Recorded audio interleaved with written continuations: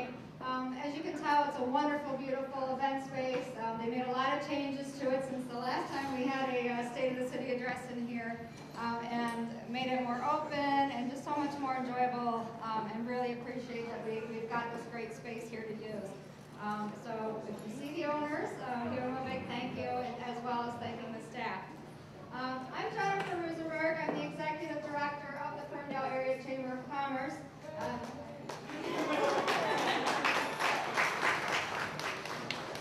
I've been here 4 years now, and so this is the fourth State of the City address that I've been involved in hosting, 3 of which have been here. So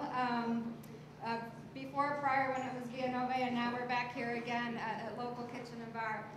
And I have the pleasure of introducing Mayor Coulter, who is going to provide the Ferndale State of the City address for you this evening. I went online and I thought, okay, I need to say a few words about the mayor. So of course I read his bio that they've got online, and I'm going to read part of that, but then I'm just going to get into like what's the most important things you need to know about Dave Coulter. Dave has been the mayor of Ferndale since January 2011.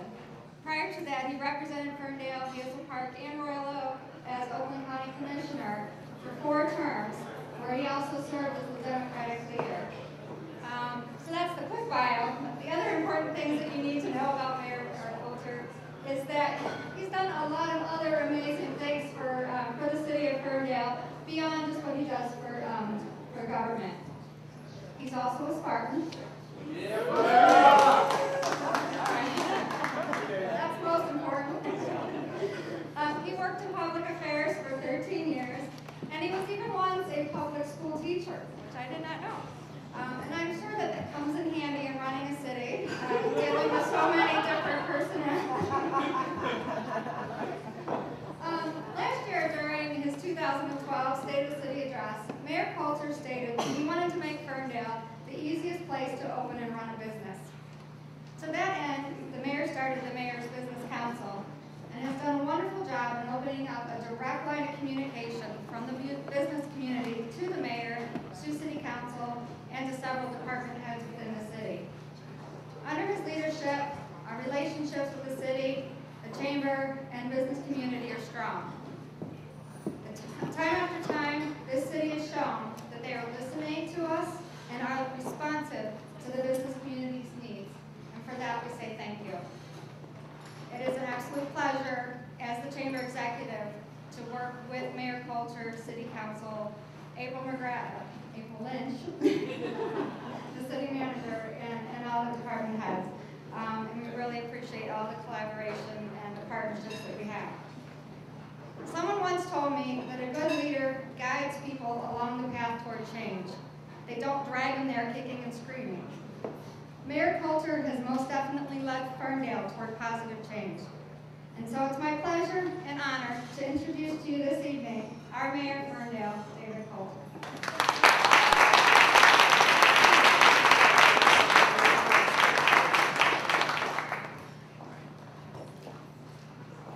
Wow. Well, thank you, Jennifer, for that introduction. That's very embarrassing, I know. And also, I want to thank not only Jennifer, but all the people at the Chamber of Commerce who help put on this event every year. It's a really outstanding event, and our chamber, which is now in their 76th year, 77th year, wow, does so many things for our community, not just this event, but so many things in the community, and obviously for our business community, and they are really a vital part of what makes Ferndale successful, and I want to thank everybody at the chamber for all your help. Let me recognize my fellow colleagues on City Council. Dan Martin is here.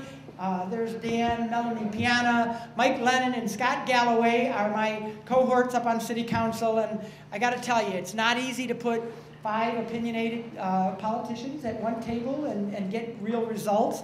But I can honestly say that as a group, we have only one agenda, and that's what's best for Ferndale. And that is why I really enjoy working with those folks every single day. I want to thank the other elected officials that are here as well. I know I saw our county commissioner. Elaine's back, here she is there.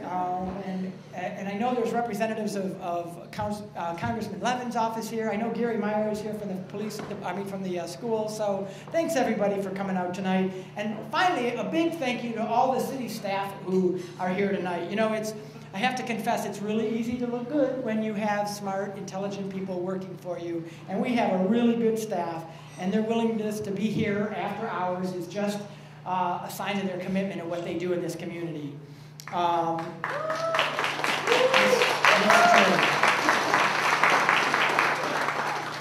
So I said last year that the old days of government being the solution to all our problems was long gone. We don't have the money to do it, and we didn't do it all that well when we did. So it really is only by working in collaboration together with our residents, with community groups like the Chamber, with the private sector, with other units of government, that we're able to tackle the increasingly difficult challenges that we face. Now, the main issue that we face, of course, is the budget. It was projected that we'd face about a 1% decline in taxable value this year, which is the main source of our revenue, as some of you know. Instead, we were recently notified that the actual decline was 6%. That immediately shot a $500,000 hole into an already very tight budget. Then we were notified just last month that we would not be receiving the grant that has paid for 4 firefighters for the last 2 years. Finally, another important source of revenue for us is state government. And let's just say Lansing has not been kind to local cities like Ferndale, and they continue to balance their budget on our backs. Fortunately, it's not all doom and gloom, because, you know, we've been planning for these sort of eventualities as best we can, and it's why we have a healthy fund balance now, or what is known as a rainy day fund to some people, that can absorb some of these expenses for now. And that's only possible because the voters of this city were kind enough to support the city 2 years ago with a Headley override, which is what allows us to have those funds now. But as I said, longer term, we're not going to be able to rely on that rainy day fund, and we're going to have to work smarter and in closer partnership with others to maintain the services that our residents have come to expect. This year, we've embarked on a number of important partnerships that I'd like to briefly touch on, because I think they highlight the new way that we're going to be doing business in the future as a city if we're going to be successful. And by the way, we are going to be successful. So first, let me touch on the district court. We're working together with Judge Longo and all the folks over at the district court, and we're finally going to upgrade the dilapidated courthouse and police station. I know they can't wait, and I think the community can't wait for it either. By next year, you're going to see renovated buildings over there that the entire city can be proud of. And best of all, it's not going to cost the taxpayers a dime, because we've been collecting money for this for years from traffic enforcement. I want to thank the judge for his leadership on bringing that forward and including the police station as part of that project, which he didn't have to do. I guess I should also thank the speeders, too, because... You're welcome.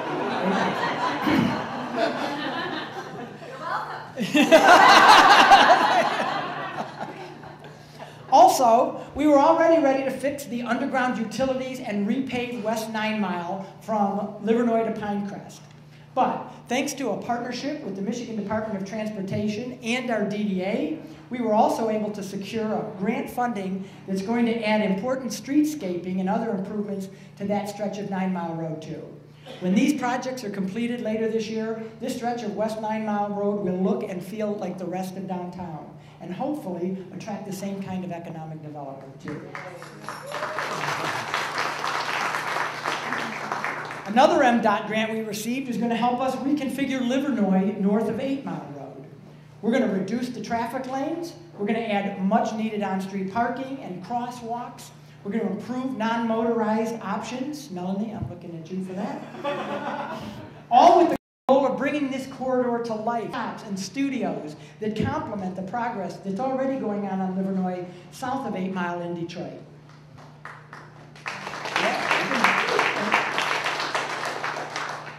Speaking of grants, I need to recognize someone who has done more to bring grant monies and funding to Ferndale than probably anybody I know. Whether it's the COPS grant or the SAFER grants for our firefighters, the grants that helped us redesign our intersection at 9 Mile and Woodward, or even the money that he secured for FernCare.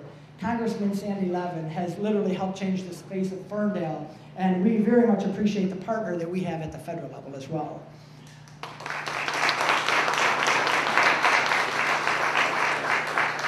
Also, in partnership with the DDA, we embarked on a new multi-space parking system for downtown Ferndale this past year. You may have heard about that. You didn't think I was going to ignore parking, did you? Now, I know there are some of you who might not put parking on our list of successes, but you know what? I want to challenge you on that notion. I admit that the rollout of the new system didn't quite go as well as we planned. We made some mistakes and we underestimated some of the difficulties. But let me also say this. First, I hope it shows the residents of this town what kind of people they have working for them. You know, if you don't take risks, you'll never make mistakes, but you won't accomplish very much either. We're not afraid to take risks, and our goal is not to never make a mistake. It's how you respond to those mistakes that matter, and how you listen to residents, and then you correct those things. And I think that's exactly what we've done. To that end, I have to also commend the city staff that literally worked around the clock to resolve some of those issues, and that includes Joe Gauschow, Lloyd Curtin, Roger Long, and April Lynch, just to name a few. They worked a yeoman's job to make sure that the parking system was right for you. And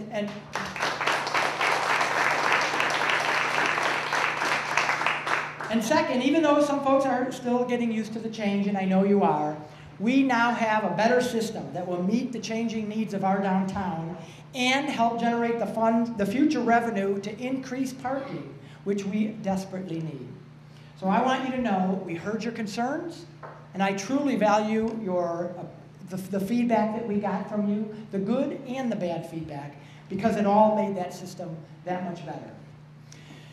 Finally, as Jennifer mentioned, last year I announced the creation of the Mayor's Business Council, and I'm very proud of that. It's an advisory group intended as a way for our local business executives, along with our local elected officials and our education leaders, to collaborate and identify strategies to create an environment for business and jobs to flourish here in Ferndale. Let me just briefly update you on the Mayor's Business Council in the last year. I'm happy to report that we have about 30 members of that council now. We have met twice, and it's already starting to pay dividends. For one, as Jennifer alluded to, these CEOs now have a direct input to city government and a continuous line of communication with our administration. But not only that, we're actually seeing real projects develop. For instance, as a direct result of the connections made at the Mayor's Business Council, we attracted Blue Water Financial to our city last year, an investment firm which relocated to a blighted, obsolete building. They invested over $500,000 in renovations to the building and relocated more than 30 high-paying jobs to our community. In fact, since last year, we've seen an increase of 35% in non-residential investment in Ferndale. Investments that have helped lower the business vacancy rates to their lowest level in years. And there's more.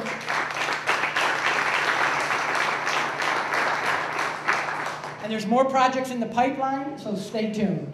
It's results like this that have made the Business Council an important part of how we operate now. In fact, if there's any members of the Business Council here tonight, raise your hand. Say hello. There's one, and there's two, and there's three, and there's four. I want to thank you for being part of the council and for helping to strengthen the business community in Ferndale.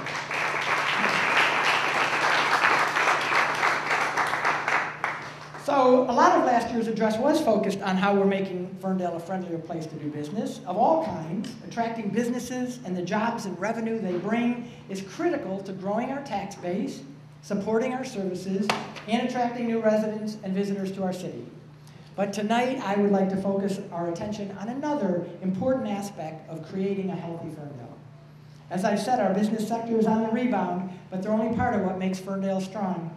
The foundation, in my opinion, of what makes Ferndale really work are clean, safe, walkable, vibrant neighborhoods.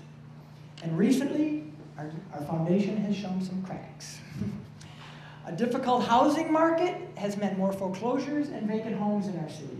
And less disposable income for our residents means less money to spend on property upgrades.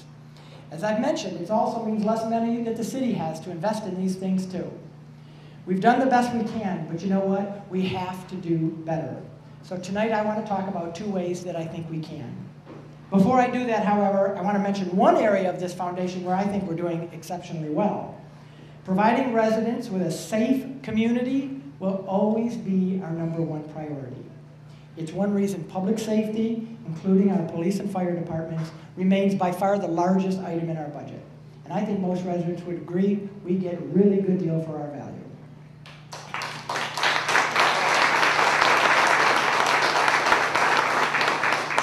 Our response time for fire and ambulances, for instance, continues to be among the best in the region. With the national standard, the response time is 8 minutes or less. But in Ferndale, our guys deliver 3.5-minute response time. They do an outstanding job for us. As for crime, in Ferndale last year, we saw the continuation of a 6-year trend of reductions in nearly every category of Part 1 crimes as reported to the FBI. At a time when the city is reinvigorated and we could have more crime, we're actually seeing less. And that's thanks to the men and women of our police force, and I can't thank them enough.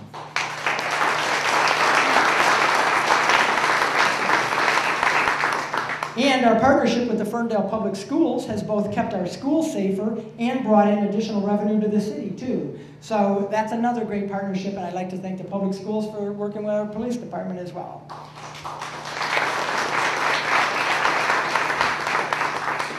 So altogether, I think this record of public safety achievement is impressive, and it's all the more so when you consider the challenges that we've given our fire chief and our police chief to deal with in terms of the budget. They've done creative budgeting in ways that have not impacted the excellent results that our residents deserve. And I want to thank Chief Collins, who is here, and Chief Sullivan, our fire chief, is here, and all the men and women who work for them for the outstanding job that they do every day. Thanks. Thank you very much.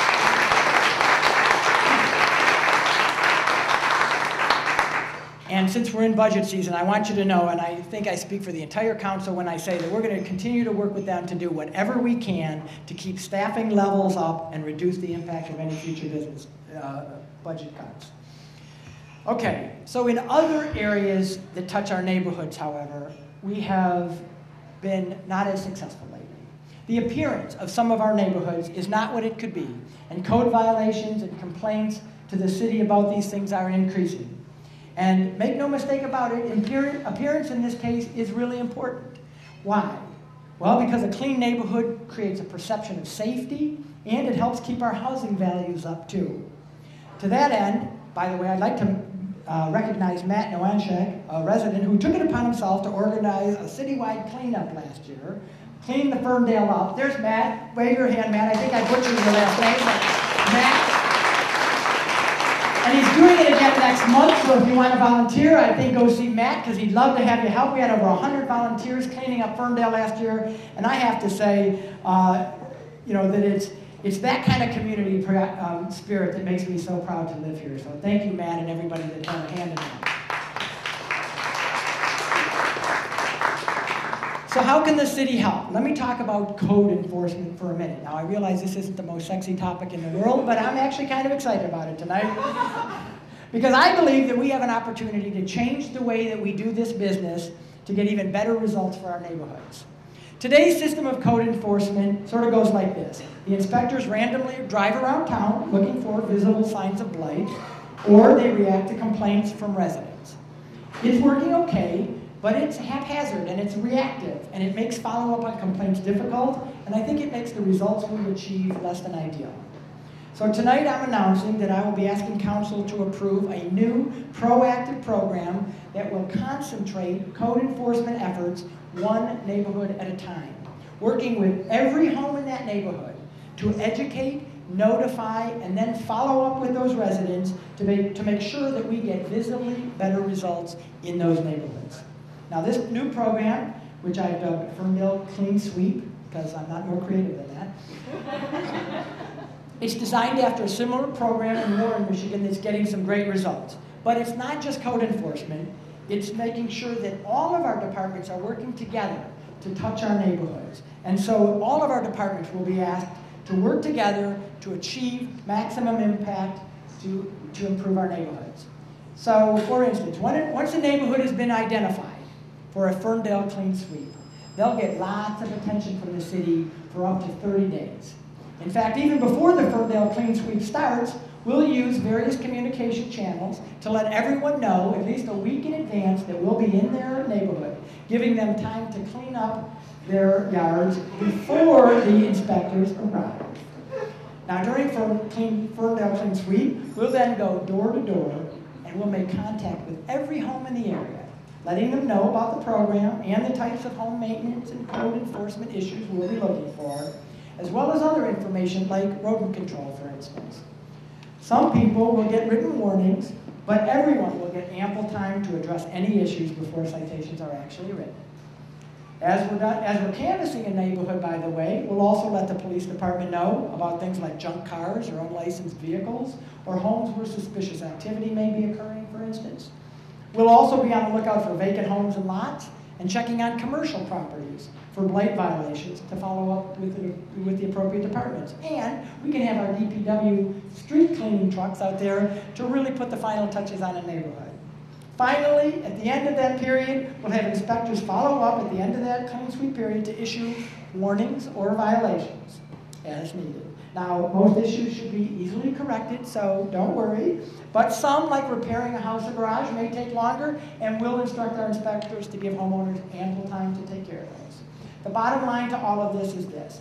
I believe Ferndale Clean Sweep can have a powerful impact on improving the appearance of our neighborhoods, while actually reducing the number of code violations, because we will proactively give residents time to solve these problems before they are ticketed. In fact, that's one of my favorite aspects of the program.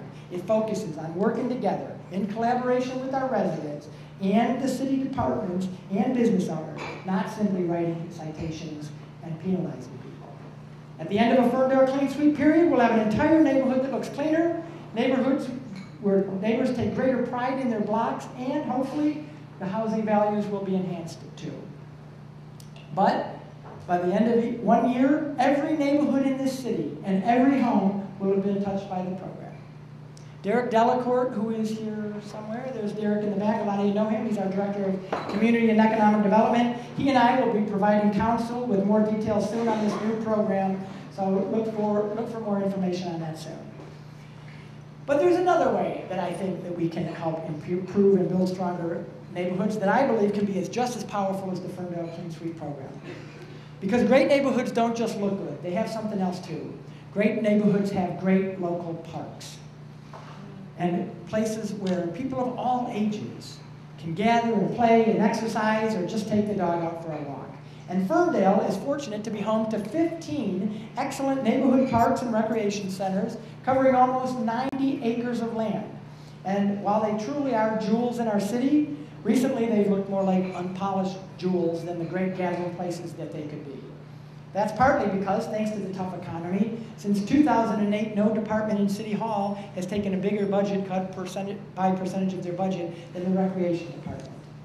And because this year's budget isn't looking much better, the bad news is the city still doesn't have the money to upgrade the parks the way we would like to. But I'm not willing to let that be an excuse for not doing anything about the obvious needs and opportunities that we have to improve our parks. Because there's one thing in this city that we do have, and that's smart, talented, and engaged people in this community who agree with me that strong parks and recreation are important to the quality of life here. And just like with the Mayor's Business Council, I want to ask them to pitch in and help. So I'm excited to announce tonight that I will also be asking Council to approve the creation of a Blue Ribbon Task Force on Ferndale Parks. This energetic group of people, many of whom are here tonight and I will introduce in a moment, would be given a simple and clear mission. Get input from the community on what features and programs they would like to see in our parks and come back and make recommendations to Council. Oh, and most importantly and most challengingly, I will tell them not to assume that the city can afford to pay for any of it. I said it was important. I didn't say it would be easy.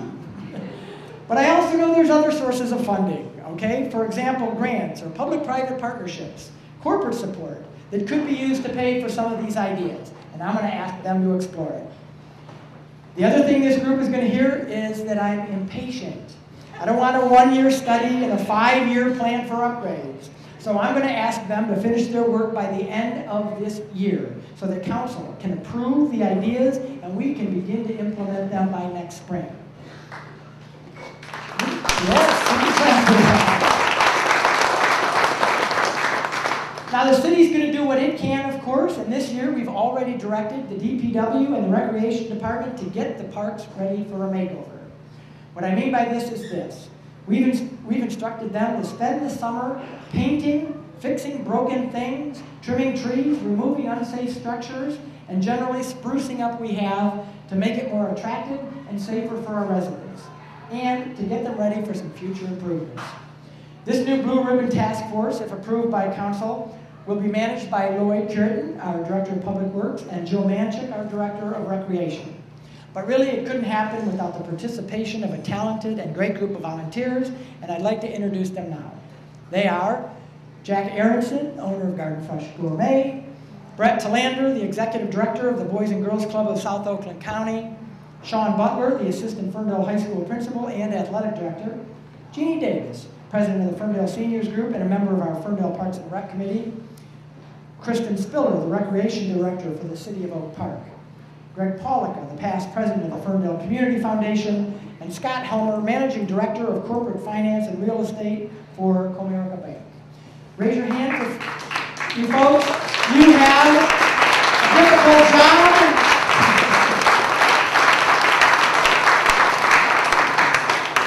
Not to put too much pressure on you, but the community is counting on you. Now, this group is relatively small by design, but they have a big job. And although they represent many areas, they don't represent everyone, so I want you to know they'll need everyone's help. If any of our residents have ideas about what they would like to see in our parks, I want to hear from you, and I want you to stay tuned for more information on how you can access these folks and give your ideas to them. Because I know that the solutions to what our parks need are out there, and this group is going to help us find them. So if our neighborhoods are going to continue to be the foundation of what makes this city successful, then I believe these two new strategies, the Ferndale Clean Sweeps Program and the Blue Ribbon Commission on Parks, will help strengthen them and hopefully help encourage other people to invest in them too. You know, last year we actually saw $2.5 million in residential construction in Ferndale. And that's a sign to me that more than just the city thinks that these neighborhoods are worth investing in. So let me wrap up tonight by saying there's no shortage of challenges facing our city. If it's any comfort, we're not alone. Cities across the country are facing the kinds of financial problems that we really haven't seen since the Great Depression.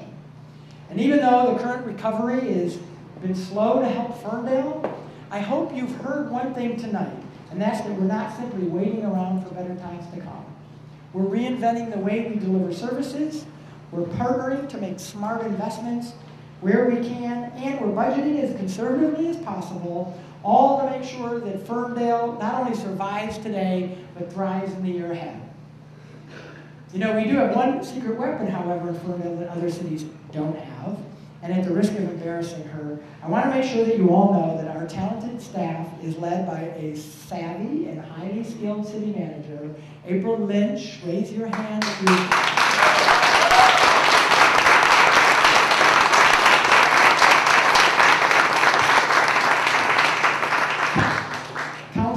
all the credit, but let me tell you, she is really the expert who steers this ship of state. So please make sure you meet her if you haven't already. So I stand here tonight before you more optimistic than pessimistic because I truly believe that the state of our city is getting stronger. Together, we're creating a vibrant business community and great neighborhoods that in Ferndale will attract new businesses, will attract families and people here for years to come. I'm excited to be part of it, if you can't tell, and I'm thankful that you're all a part of it too. Thank you all very much for coming.